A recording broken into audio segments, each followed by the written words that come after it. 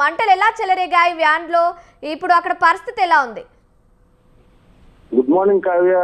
ఇదైతే ప్రైవేట్ స్కూళ్ళకి సంబంధించిన బస్సులు అయితే కనుక వాటి ఫిట్నెస్ మీద ముందు నుంచి కూడా అనేక అనుమానాలు ఉన్నాయి, అనేక ఫిర్యాదులు కూడా ఉన్నా కూడా రవాణా శాఖ సంబంధించిన అధికారులు అయితే కనుక పట్టినట్లుగా వ్యవహరిస్తున్నారు. ఎందుకంటే ఈ ప్రైవేట్ స్కూళ్ళకి సంబంధించిన స్కూళ్ళ యాజమాన్యంతో వారికున్న లంచాలకు సంబంధించి వాళ్ళ దగ్గర నుంచి ఏదో ప్రయోజనం ఆశించి ఇలాంటి బస్సుల విషయంలో అయితే కనుక తగిన చర్యలు అయితే తీసుకోవడం లేదని మనం స్పష్టంగా చెప్పొచ్చు. ఈ తాజాగా అయితే అంబేద్కర్ కోనసీమ జిల్లా మల్కీపురంలో అయితే కనుక బాస్టల్ స్కూల్ విద్యార్థులతో వెళ్తున్న టాటా మ్యాజిక్ సంబంధించిన వెహికల్ అయితే కనుక ఒక్కసారిగా అయితే మంటలో చెలరేగిన పరిస్థితి ఉంది. దీని మీద అయితే డ్రైవరు అప్పటికప్పుడు అప్రమత్తం అవడంతో ఈ ప్రమాదం అయితే కనుక కొంచెం తప్పిందనే చెప్పొచ్చు. అప్పటికే 8 మంది